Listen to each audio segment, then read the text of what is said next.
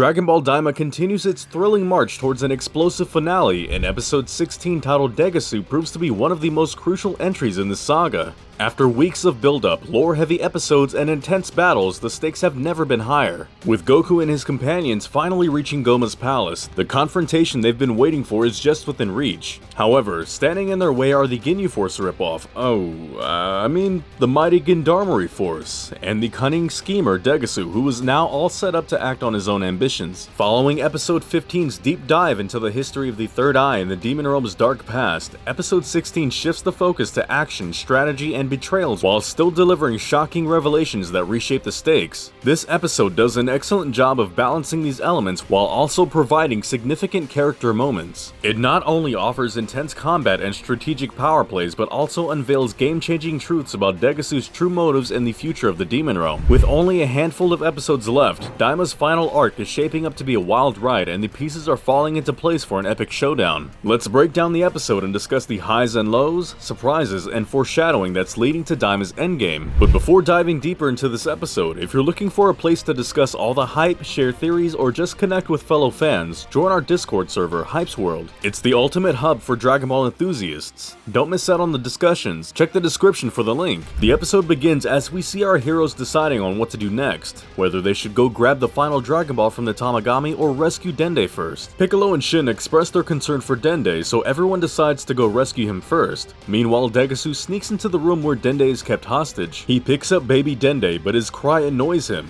The shot ends with Degasu having a sinister look as the episode shifts its focus back to our heroes. They fly to Gomah's castle only to find out that the gates are closed. Vegeta suggests they should force open the gates without wasting much time discussing it. I really like how Vegeta speaks for all of us fans here. We've been waiting for this final confrontation for weeks now. We need some intense action as soon as possible, and Vegeta totally got us here. A classic Vegeta moment to directly aim for the goal without caring about what comes in the middle. But suddenly, they're greeted by the Gendarmerie Special Forces. They make their epic entrance as everyone watches them with confused looks on their faces as they do funny poses. After finishing up their introduction, Vegeta gets annoyed with what they just did. He cuts them in the middle of their conversation and walks up to them. Goku and Piccolo clear the way for Vegeta to deal with them on his own. One of the Gendarmerie Forces tries to toy with Vegeta, but Vegeta shows him he's not a kid to be underestimated, and he's not gonna fall for their cheap tricks. He knocks out two of the Gendarmerie Force in a similar fashion pretty easily like they're nothing. I wonder, where was this Vegeta in the last episode? If Vegeta could dash in front of Gendarmerie Force here, why didn't he do it in the last episode? He could have easily taken down the soldiers by simply sneaking up behind them and hitting them with a single punch. This truly shows that even though they've been turned into kids, it doesn't mean they're weak. They're still the strongest warrior race in the universe. He then one-shots the third Gendarmerie Force member, leaving the other two surprised. They discuss that it might be true that these kids indeed defeated the Tamagamis in Majin Buu. The group reassembles for a final attack, but they fail to land it properly.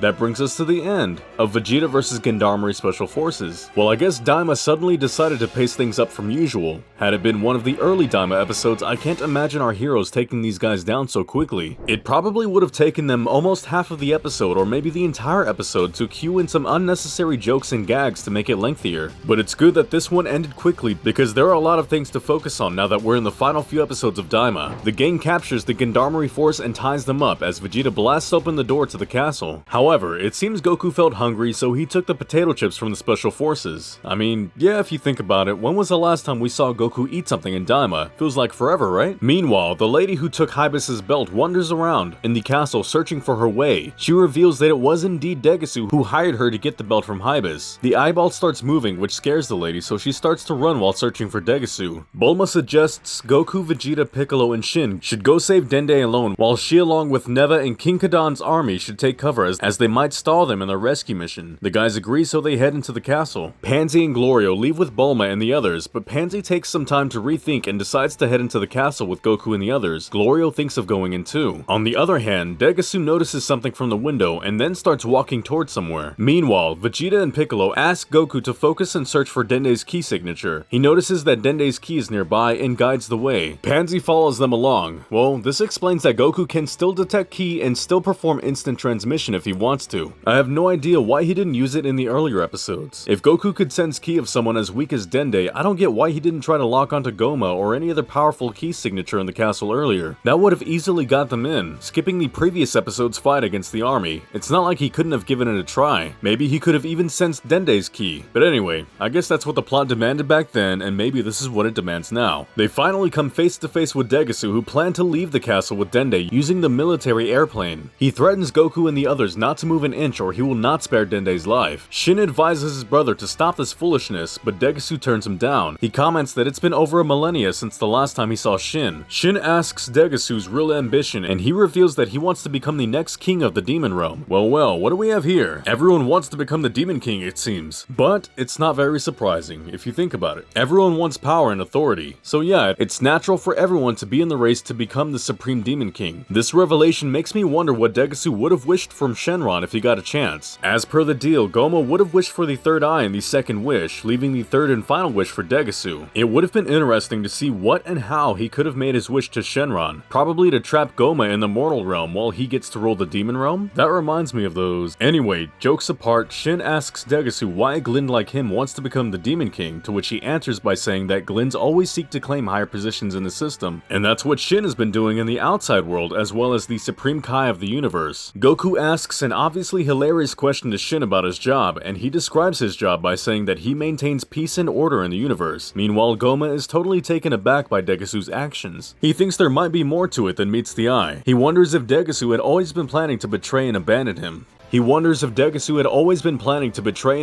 him. Pansy tries to hit Degasu with her weapon, but she misses and fails to land a hit on him. Degasu peacefully asks her to step back so he can use the plane and escape with Dende as a hostage. Just then, Glorio throws Hibis's hat on Degasu, which makes him lose his balance as Pansy catches Dende in the process. Piccolo hits Degasu with a karate chop that knocks him out easily. With Dende now safe, everyone shares a happy moment for their victory. Even Gomah celebrates their victory as Degasu is down for good, until he realizes that he's their next target. Just then, the lady from earlier delivers the third eye belt to Gomah, which makes him too happy and gets him back to celebrating again. Meanwhile, King Kadan's troops capture Degasu as Shin watches him go, probably thinking about his little brother that all of this could have been avoided if he had chosen the right path. Goku and the others now discuss if they should head to take on Gomah first or get the last Dragon Ball and turn them back into adults. Glorio mentions again that Gomah is not to be underestimated, so getting the final Dragon Ball and becoming adults again is the better option. The gang then arrives at the Tamagami's platform. Goku comments that this one looks tougher than the last two, but Pansy notices that it's missing the Dragon Ball. This shocks everyone, including Glorio. Looks like Arinzu hid her plans from him as well. Tamagami number 1 informs them that the Dragon Ball has been claimed by the victor, and then we hear the footsteps of someone coming their way. It's none other than Dr. Arinzu. Shin recognizes that it's his sister, and Bulma notices the Majin Buu-like creatures alongside Arinzu. Glorio gives a weird confused look when he discovers that Arinzu has already claimed the 1-star Dragon Ball. From his eyes, it looks like he definitely planned to double-cross Arinzu and use the Dragon Balls for himself as soon as he would have gotten the chance to do so. On the other hand, Gomah struggles to remove the third eye from the belt buckle, but all of his attempts fail. Somehow, he manages to get the eye out of the belt. He then notices the lady from earlier and bribes her to place the eye on his forehead. The episode ends with Gomah's heart beating faster and his horns starting to grow bigger as he slowly transforms into a bulkier form. The next episode preview offers us a look at the fights happening next week. It's titled Gomah, meaning it would focus on him as the central character of the episode, just like how Degasu was in today's episode. We see Super Saiyan Goku versus Majin Buu, while Vegeta, Piccolo, and the others charge up their attacks to take down the foes before them. Well, that's it for the day. With the pieces now set for the final showdown, Dragon Ball Daima is heading towards its climactic battle at full speed.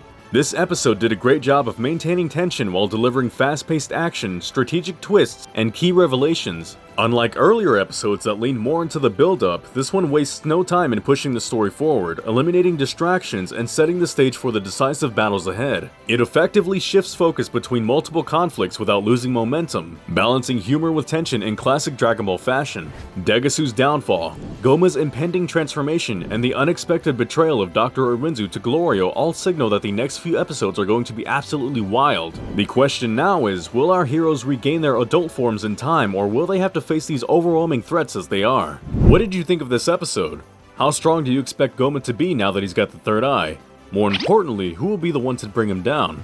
Will Goku tap into an all-new transformation, or are we finally about to witness his and Vegeta's bug fusion in action? And how do you think Dr. Arinzu plans to carry out her goal amidst all of this? So many questions and only 4 episodes left to answer them. Drop your theories in the comments, I'd love to hear your thoughts. If you enjoyed this breakdown, don't forget to like, share, and subscribe for more Dragon Ball Daima content. Thanks for watching.